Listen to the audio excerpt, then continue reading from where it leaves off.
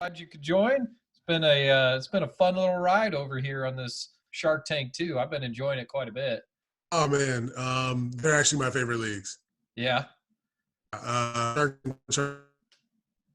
get most of my attention. yeah. Well, I mean, it's hard to not demand some attention with that rule book that's that big. I mean, those bylaws are like a Bible. Well, the interesting thing I'll say is, so I got into Shark Tank last year randomly by seeing a post from Peter on Twitter, and then during the year he got me into capitalist pigs. If you're familiar with those leagues. I've seen them. Yes, I know. I've seen those rules. They're fun. Well, that's where this started from, Okay. right? Scott Fish and Capitalist Pigs is the progenitor of Shark Tank, and I'm in Capitalist Pigs, and I don't enjoy it nearly as much as Shark Tank. I can understand why. I mean, just the sheer insanity that this blind bid auction has been. That Yeah, alone has been amazing. I've never done one. I thought I had, but I'd yeah. seen the term. It was like, oh yeah, I've done all the types of auctions. And then right before the draft, I started looking it up. And I'm like, oh no, I've never done this. Well, I think for me, it's more we have a lot of interesting characters. Yep. A lot of people really interested in fantasy. You know what I mean? So it Yep. makes it a fun, competitive league. Oh, and the strategies abound, right? I mean, there are Yeah. so many different people with so many different thoughts and different roster makeups already. And I can't imagine what it's going to look like in 2 months. In 2 months, I'm going to imagine we're going to have a clear divide between who's competing this year and who's building for next year. Right? We're going to have a lot of people that learn some lessons, I would argue, in the next 15 to 20 days. Sure. Are you going to see a lot of strategy change if I had to bet? Yeah, there's definitely some truth to that. I mean, shoot, my strategies, like I went in with a strategy and probably Yeah, about once every week so far, I've had to completely throw that strategy out the window and head to the next one. fair, fair. But I've been enjoying it quite a bit, man. And, I know you and I have chatted a little bit and it's been fun, meeting a few people that I didn't know and, uh, Yeah. just trying to see what I can do in a league like this and what works and what doesn't. And my favorite part is every day at noon, it's like Christmas. You I know, open right? you open that email up and you go, "Oh boy, what did I win? Who did I Oh, win nothing." today? Yep. Or the occasional day like I had a few days ago where you win 7 or 8 people and you're going, "Uh-oh. Was I that far Yeah, off? What happened here?" yeah, yeah. I had the same thing 2 days ago happen to me. I won 10 guys. Yep. I thought, oh, I didn't expect to win 10. Yeah, I would have been happy with 5, but I mean, at first you think, "Oh, did I blow all the budget on all these guys?" And then you look at it and you go, Yeah, "No, I was cheap, but not too cheap." yeah. Agreed, agreed. Yeah. I don't worry about it too much. I feel really comfortable with the values I'm putting down. Sure. Yeah, I didn't win a player for, I think, 10 days. So I Yeah. just watched that money come off the board. Uh, I got a little lucky, I'd say, because at first I was really busy and I'd check it out and I underbid everything for like the first 2 or 3 Yeah. days. And then I missed like half of the next 7 or 8 days. Then I Okay. finally ended up trading with somebody and getting a couple players that I love. And it was just like an offer that came to me and for Godwin and Mixon. And I think those 2 players are great. And it was one of those like, oh, that's awesome. And I'm going to get them at the low rate of the market. I didn't really examine that maybe that market was still not very good yet. So I Yeah. way overpaid for those 2 players, but they're great players. I'm happy to have them. So Yeah. Yeah.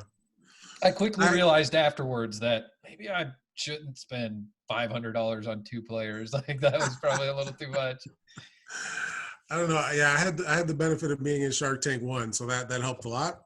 right? I mean, I knew coming into this that, well, I won't say I knew. I figured coming into this people would overspend because they did in Shark Tank 1. Right.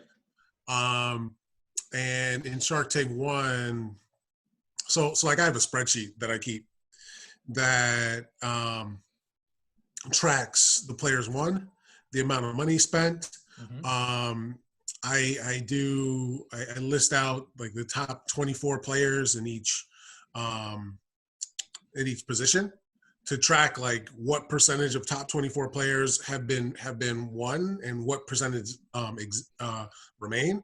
Right. I did some estimation to figure out like how many players I thought would be one, or of high value I thought would be one. So then I do some math against the percentage of cash spent Sure. to see like, are people overspending or not? And I watched that work in Shark Tank 1 very successfully, and the same thing has played out here. When I saw that, when I saw that the amount of money being spent per day, I think the first day $15,000 got spent. That was 10% of Amazing. people's cash, That's right? amazing. Yeah. That's a really big indicator that, hey, ding, ding, ding, people are spending too much, and there'll be deals at the end. The There's one thing only I worried 14 about with Shark players. Tank 2, right? The one thing I worried about with Shark Tank 2 versus Shark Tank 1 is with Shark Tank 1, I always knew that, the fourth copy would still come up, right? And with Shark Tank 1, I could keep a player on the board and keep a player going for a while, such that I knew the fourth copy would come up when there was no money left. I'd get great deals on that. So the one thing I had to watch here with Shark Tank 2 was, are there still quality players remaining, Right. that I'll be able to pick up towards the end? Because that was the variable that worried me up front. But the spending was so fast and furious. It was pretty clear that, I might end up with players, in that 13 to 24 range. But I knew there'd be some guys that people didn't want, or people didn't value as highly as I did, that I'd be able to pick up. So. Yeah, I've got some analysis that I do on virtually every league, and so the first thing that I do when I hit a league all the time, I have a spreadsheet that I use that tracks the scoring of each position, and I basically demarcate the lines of where we're at. Okay, so where is the cutoff point for position? Is it 1 through 3 is a tier? 3 through 12 is a tier. So I basically build the tiers of every position before I ever start, and don't put names to it. I don't really care about the names. I'm just looking at where are these quantities or where are these markers, how many quantities of players are above that mark, below that mark, what positions are you going to be able to find value at, what positions are going to be scarce, and so I kind of target those with a little bit different. So like I might put a little more value on a position that I know the top 10 are worth so much more than the bottom Mm-hmm. 10. And, I found that that's been pretty helpful. But in this one, I quickly went, okay, the market and the economy is so much more impactful to my analysis here than the actual scoring. I got to wait That's right. till the economy kind of evens itself out before I really can understand what true value is. Yeah, So, that's exactly right. For me, none of that stuff matters, right? There are certain players I want, certain players I like, but I know I'm not going to get them in the startup. right. It's all been about, let me accumulate as many assets as I can that I can then turn into the players I want, right? Like I started Shark Tank 1, I think I missed all the top players. But I picked up a lot of guys I liked for good prices, and I picked up a lot of depth cheap. And what I learned very quickly was there were teams that didn't have the depth, that didn't have the quality players. I was able to flip them into the premium guys, right? Like for example, last year, one of the first trades I did, looking back, I don't know how much I love it now, but I loved it at the time. I traded, I believe it was Cortland Sutton, Evan Ingram, Kerryon Johnson. There might have been one other piece for Saquon Barkley, right? Yeah, in this format, Saquon's really good. Well, he kind of sucked last year. Like he sucked the big suck for real, but Well, but he was one of those premium pieces. You know what I mean? And to get him at that price was huge. And I picked up so much depth. I did that, 8, 9, 10 times, and then I had a really, I'll say, all-star laden team. Right? right. You look at my team in Shark Tank 1. I have I recently actually traded Saquon Barkley, but I have Dalvin Cook. I have Leonard Fournette. I have Miles Sanders. I have Joe Mixon. I have Kerryon Johnson. I have DeAndre Swift as a Devi. I have Travis Etienne. At the wide receiver, I have Amari Cooper. I have Odell Beckham Jr. I have Mike Evans. I have Mike Williams. I have a fifth wide receiver. I can't think who it is, but another like Juju. I have Juju Smith-Schuster. Oh yeah. At tight end, I have Mark Andrews. I have T.J. Hawkinson. Nice. I recently traded Noah Fant for Zach Ertz because I think I have a team that can compete this year. That's smart. Yeah. Right? Like, I have my goal was I have 6 starting running backs. I have 6 starting wide receivers. I have 3 starting tight ends, and I think my offense is right up there with anybody. Although I did get dinged when Jameis lost his job. My quarterbacks could be better. Right. But, I don't want to overspend on that position. So I expect that I'll be able to do the same thing in Shark Tank 2 with the pieces I'm accumulating now, right? Like if you ask people about me, they'll tell you, oh, Chris makes a ton of trades. Chris turns $5 players into a $600 running back. That's exactly right. Right? Like I churned out a ton of $5 to $25 deals and picked up $600 and turned it into ETN. And then I did the same thing with DeAndre Swift and Dalvin Cook, right? Heck, I did the same thing with Mike Evans and OBJ. Yeah. Well, because there that's the are deal. always those deals out there. I think with this league and what I really enjoy about the multi-copy leagues is the ability to deal with more than one person. So you may find that guy that absolutely loves Chris Godwin in the 1-copy league and you're never going to get him. And if you have a 5-copy league, you may have that guy with Chris Godwin that's wanting to win now and Godwin's killing it right now and he's going, this is going to be my piece. I need it. And then you got a guy going, man, I got to get even younger than Godwin. I got to build some capital, go Devy, do this. And you might be able to swap some players that you wouldn't have been able to trade with the guy if he was trying to win now. That's right. So that's right. Yeah. Honestly, like I don't want to join a league that's not multi-copy at this point. I'm kind of with you. Like I used to just be the opposite of multi-copy. That seems weird. Seems kind of lame. And then I finally, jumped into it, a couple of years back, and it was like, oh, why aren't all leagues like this? This is amazing. Yeah. Because that was me last year. Yeah, I've got a few players that I would never get rid of in certain leagues. I just love the player, and I feel like the value is great. And then by the time the value starts to climb, it's like, how do you get rid of that piece that you love? That you kind of get that bias towards. How do you get rid of the guy even at value? And so sometimes I could see myself being that stumbling block in people's minds when they're trying to buy that player, and I love the fact that there's 4 other people that can sell it. Yeah, that makes sense. But that makes a lot of sense. All right, we're going to chat some more after this because I'm really enjoying this, but I'm going to jump into our segment because this is a lot of fun here, right? So I've broken this up, but all right, I'm going to give you my spiel. So, okay. Welcome to a little segment I'm calling Direct Indirection. My name is Kyle LaPointe. I am a co-host of the Fun Dynasty podcast called Dynasty Self-Help. We help you analyze your team, your game, and yourself in an effort to provide you a more rich and fun hobby experience.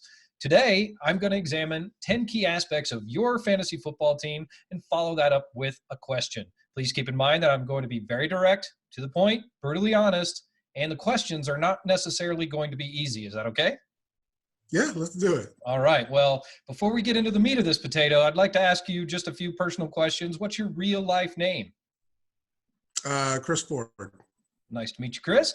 So in Shark Tank 2, we are named for folks with no guts, no glory, a league of daredevils. What is your chosen name and why? I struggled with coming up with a good name, to be honest, actually.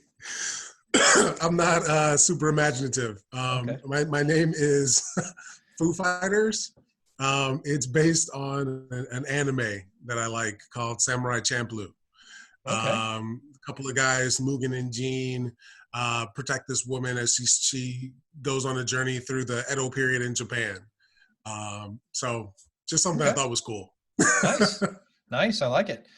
Yeah, I'm a hockey player, so Hanson Brothers, that was a fun one for me. If you've ever seen the movie Slapshot, it's a good one. But so whereabouts you live in the world? So I live in the Los Angeles area. Okay. Just outside of Los Angeles in Ventura County. Okay. Fort Worth over here. So I'm a beer guy. Los Angeles, beer mecca. I love it. But Yeah. if you had to pick a style, what's your favorite beer style? Definitely sours. Sours? Oh, nice. Yeah. Okay, so yeah, I've Huge done fan. the. My wife and I went to Belgium back in 2009, and that was an Yeah. amazing trip. Drinking a bunch of sours there. One of the best beers I've ever had in my entire life was a Flanders Brown at the Delirium Cafe in downtown Brussels. It was an amazing experience. That So sounds good. it was good. It was really good. So, all right, final intro question. What is your Yeah. favorite thing about fantasy hockey? Fantasy football? No, fantasy hockey. Nothing. I don't do fantasy hockey. Okay, fair enough. Now it is time for the hard-hitting analysis and drama-laden questions. Are you ready? Yeah, let's go. You chose Mitchell Trubisky and paid $88.13 for the right to have him on your team. That ties for the second most money that you spent on any player. Given the choice of backups to have on your roster in this league, what would choosy moms choose? Given my choice of backups? I don't get the question. So the question is, given the choice of backups to have on your roster in this league, what would choosy moms choose? And the answer is Jif. Choosy moms would choose Jif. So, oh my gosh. Question number Okay, 2. Kyle. I'm sorry, you missed that question. I just have to say you didn't get that one right, but it's okay. You've got 9 more. Currently, you have managed to roster 5 defensive ends on your team. This is nearly 17% less than any position on your roster. What percent of the world's water is considered potable? 10%. 1%. Not far off. It's 1%. Wow. Yeah. Okay, you have 3 Smiths. That is a second place to the 4 Williams on your roster. If we removed 4 letters, Z, Q, V, and U, what is the one remaining letter that a player's last name does not start with on your team? X? I guess I should have put that one on there. That is correct. There are 2. The other one is N. I'll give you that one. I missed the X. All right, so you drafted a fine specimen in Cortland Sutton. He's a football player, man, that played in Dallas, Texas. Dallas, Texas is home of a radio station known as The Ticket. What is the key metric that The Ticket's NFL draft specialist, Ribby Paltz, found excellent for Sutton?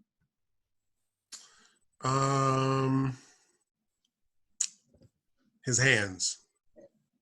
No, it is his nipple to elbow ratio.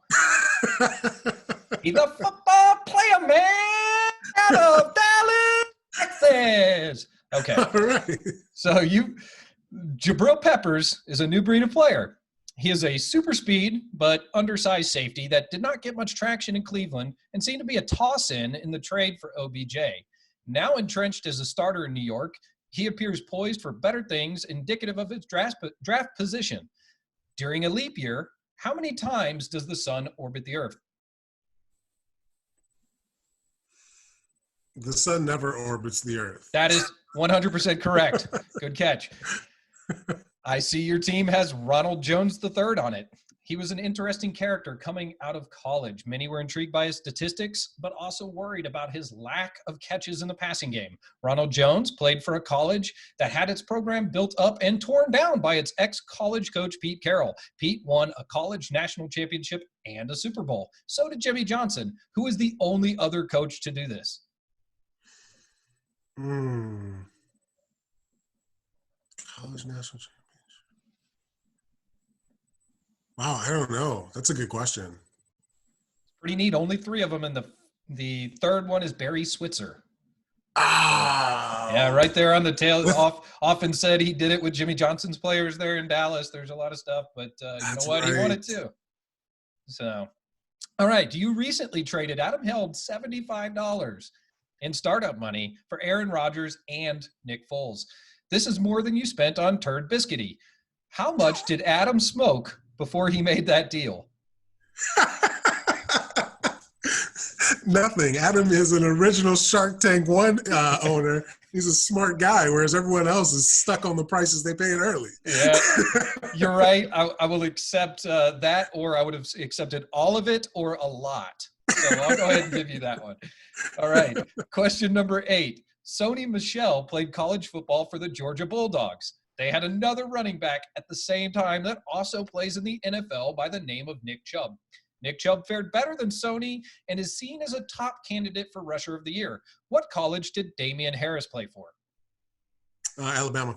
That is correct. Alabama Crimson Tide. All right, defensive back Tyrann Mathieu played safety in college. He was a playmaking and weed-smoking phenom who caused havoc on and off the field. He had a nickname named after a mammal. What is the name of the animal on Tyrann's helmet in college? Tiger. Nice. All right. You almost got me. You're starting to get the flow of this. All right. You have taken some flack for having a very bad roster. People have given you flack for poor choices and a lack of good starters. They've said you can pick corners for rookies they said you can pick corners that are rookies for the rookie cheat code. What is the Konami code for one player in Contra?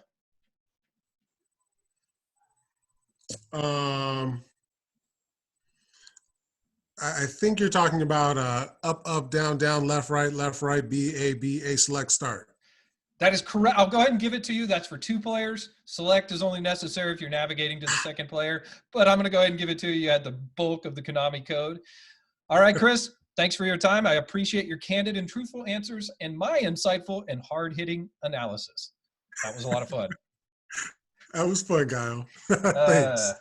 You're very welcome, man. No, this is fun. I've been enjoying writing these questions and, kind of throwing in jabs, but also, doing some football stuff and some non-football stuff and giving everybody's got a different list of questions. So it's pretty fun. That's cool. I like what you did there. You threw me off. I didn't know where we were going with this. I thought it was going to be about my team.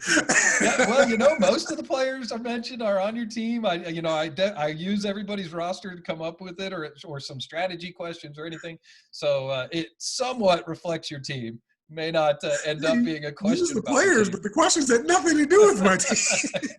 Well, some of them did. Let's see. Asking you which player letters that your team did not start with. N was the other one. True. That's you have almost all main letters except for N. None of them start with N, which is crazy. Yeah, that is. Yeah, and so let's see I thought there was another one on there. Maybe not. So, okay, none of them ended up with questions that answered your team. Some of them have more than others. I'm trying not to be the same for every person that we're doing these interviews cool. for. But that was really cool. I didn't expect that. So, no worries. It's direct indirection. I like it. Yeah. So it's been fun. I've been doing this little podcast, and I don't know what my co-host Jeremy Schwob, he is a writer for DLF. He's actually like a graduate student, and he does psychology, and dude's freaking genius. And he's written some pretty cool articles, but he's got another one coming out here pretty soon. But we've been doing our little show on therapy for your dynasty fantasy football teams. It's a lot of fun. I know a little bit about that stuff. I kind of trained and it's like one of those hobbies that you really like, the human mind, so you start researching it, reading and doing that. But really more or less I'm just the guy to try to derail the show while he says smart stuff. So it's a lot of fun. We've been doing that, and figured this could be something we could throw on as a little side segment every now and again too. But yeah, I'm gonna check it out. It sounds interesting. It's definitely a different concept than the other things I listen to. It's it's one of those that it's going to be more timeless because he's using this platform to teach the little tools that you would learn like in actual couples therapy or doing any sort of therapy to try to make yourself better. And it's really amazing. It's a lot of fun. But it's that's the hard thing for me. I love fantasy football. I'm super into the rosters and the analysis, and we're trying to not talk about current event type stuff. That's the hardest thing for me. It's really hard to not bring up the game that just happened or the player that just got traded, or like we're trying to focus more on the overall global example of something. And you always find yourself ending up talking about that one guy. And, oh man, we shouldn't do that. We're supposed to cut that out, Rich. Cut that out. So, oh man. So LA is you hunkered down? Are you able to get out much, or they got everything shut down there in Cali? No, it's shut down. We've been shut down for a couple of weeks now. I think this will be going on week 3. Yeah. The extent that people are listening, yeah. But me and my family, we're in the house. Nice. So, yeah. Yeah, we've got. How about you? Yeah, we're down now too. I mean, my company is considered essential because it's a construction company. We build highways, and so we're working still. But I've taken all our office staff and moved them out to remote locations, so they're all working from their house. I'm working from my house, and Mm-hmm. but our guys can't work from their house. Are in the field. Yeah. Our crews, they have to do their craft in the field, and so that's. It's good and bad. I mean, they're out in the open, so it's not as easy to get exposed. But we've had to do some things like, we had in the past we'd supplied water and water bottles and those different things, and even those, it's like, man, I don't want 6 guys going to the same same cooler, Yeah. opening it up and grabbing water, even if it's a different container. So we've Right. actually swapped it out, and we paid everybody to go buy their own individual like water container, and then we bought some stuff, but it's taken a long time to get things shipped. So we're gonna give them all individual water bottles so they can bring their own stuff from home and touch only their own water bottle. But overall, yeah, I mean, it's like you're doing things that you never thought you'd do, but we're doing it for the good of the public, man. That's what we can do. Yeah, that's right. That's right. I mean, this thing, the way that people don't show symptoms, right, for 5 days, and some people don't show symptoms at all. Yep. This thing could spread so quickly. And you think about, if we were to lose 1% of Americans, that's what, 3.5 million Americans? A lot of people. That's absurd. That's a lot of people. So it's just better to be safe than sorry, in my opinion. Well, I know some people disagree. I've got qualms with what we're choosing to do from, an economic impact. But as far as the actual human being aspect of it and how this thing can balloon, like you said, 5 days of no symptoms, and then, you've infected how many dozens or hundreds of people by the time that's done. It's not so much that, I mean, this is a bad disease. I've actually got a cousin-in-law that's got it right now. And, he's totally fit and basically about my age and just in good shape, but man, it's kicking him down hard. And, we're pretty sure he's going to get through it. He's improving right now, but man, when you see a guy in that kind of shape get hurt by it that much, and you realize, well, he's in the hospital right now and there's only so many beds. And if you increase that number of beds by 100 in that one hospital, I mean, they just don't have enough facilities to treat what amounts to a really high grade and hard hitting pneumonia. And that's where the kicker is. So yeah, if the percentage rate of impacted people is lower at any given time, you don't have to send those people home that could get medical treatment. So yep, that's right. That's exactly right. Got to keep the beds open, man. And then you got people who have normal, everyday, standard operating type things where, maybe a heart attack or a stroke, and they need to be in the ICU as well. And if they can't be in there, then you're sending them home. That's exactly right. Yeah, out here, they have a Navy ship, a Navy hospital ship, off the coast of LA for all of those regular people that would have been in the hospital. Yeah. And just to think about that, right? That they had to bring in a floating hospital of 1,000 beds to take care of non-coronavirus people because the hospitals, they're afraid, are going to be overwhelmed with coronavirus. It makes sense, but man, it's scary. Yeah, it really is. When this thing first started coming out, man, I really didn't think it was as big a deal as it was. My wife was freaking out. She's a germaphobe, and she's got existing lung type issues, so she was extra scared of it. But man, I've kind of fallen into line a little bit more here in the last 3 or 4 weeks. So, yeah, no, I mean, same here. First came along, I thought, oh, it's kind of like a flu. It's not a big deal. Right. We'll be fine. Then I started hearing some of the reports from people in our leagues, honestly. People like Peter and some of the people overseas, they're talking about supplies being gone and the rate of infection, et cetera. And because of that, my wife and I decided to pick up some supplies a little bit early. Mhm. Unfortunately, we were probably a week before things really got hectic here, and we had our supplies together. So when things really got hectic, we didn't have to be in the stores.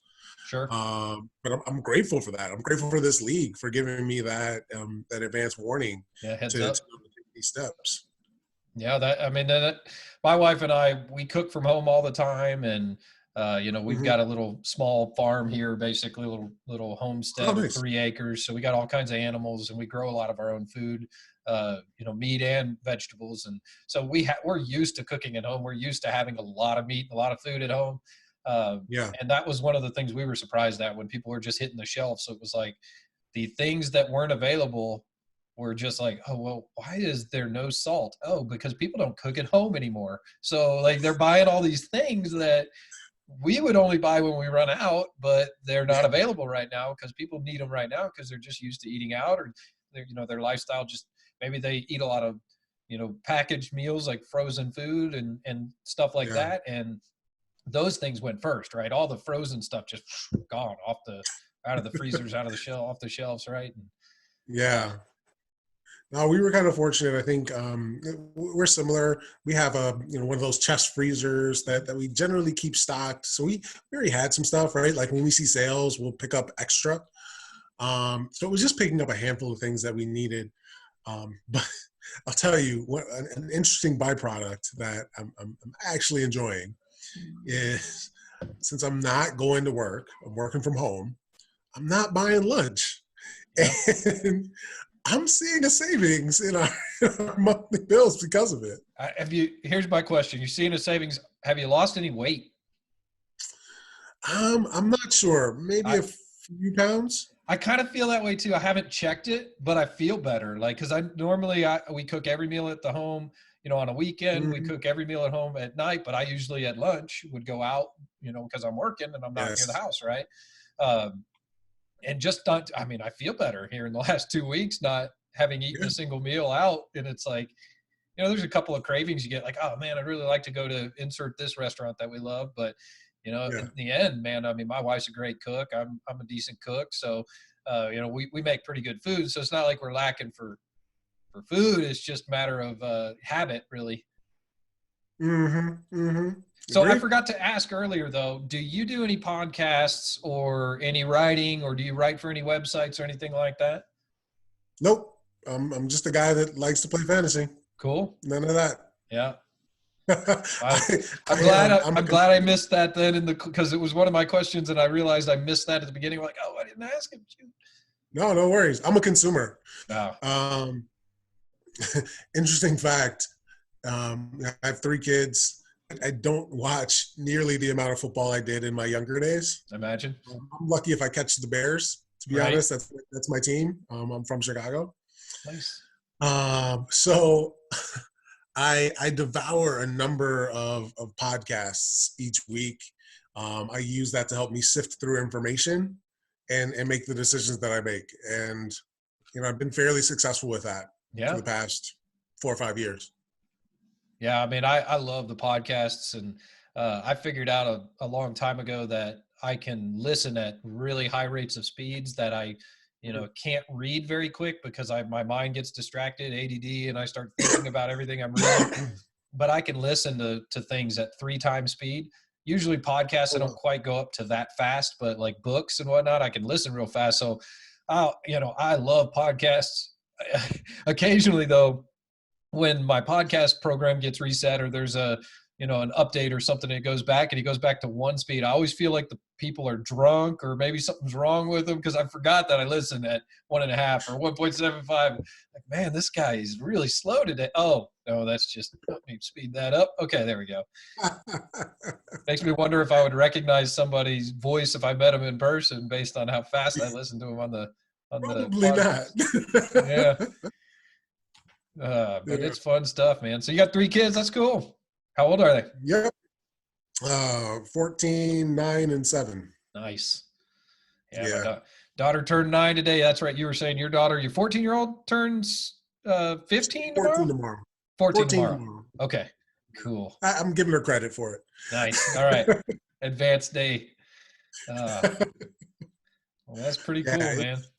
it's great actually. I remember when they were small, and that could be hard. Now Hmm. everyone's can pretty much self-manage. Right. So it's funny, like I'm able to work from home, and I talk with some of my coworkers, and I forgot kind of what it was like with those small kids. Hmm. I have some coworkers that they don't have it as easy as I do. I can tell my kids to go sit over there because dad has to do a conference call or dad has Right. to do something.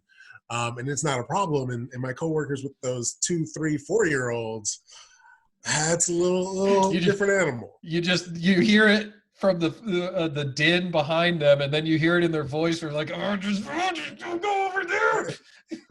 That's right. Yeah, it's an amazing difference between that 4 and that 8 or 9. It's crazy. Yep. Do you just have the one, Kyle? We just have the one. Yep. Okay. So you know, she's a ton of fun. She's probably the equivalent troublemaking of more than one. So we're good with that. She's just one of those. She's ultra smart and she's really athletic. So like Nice. definitely doesn't get the athleticism from me or her mom. Like she's just randomly athletic. So she's always running around doing crazy stuff, but hates any sort of rules. So Okay. difficult. I can't get her to do any like true sports, but climbing trees, swinging over this, climbing fences, and she's just a little tomboy. Because like I said, we got a little couple acres here and some Nice. animals and whatnot. We grow our own chickens and guineas and turkeys and sheep and goats, and so yeah. Very cool. American Ninja Warrior. That's it. That's it for her. Oh, if she could do that, like, and they didn't actually time her, she'd be all right. Like it's as soon as there's a rule and she thinks that somebody else doesn't get to choose whether she wins or not, like that's when she wants to make sure she knows she won.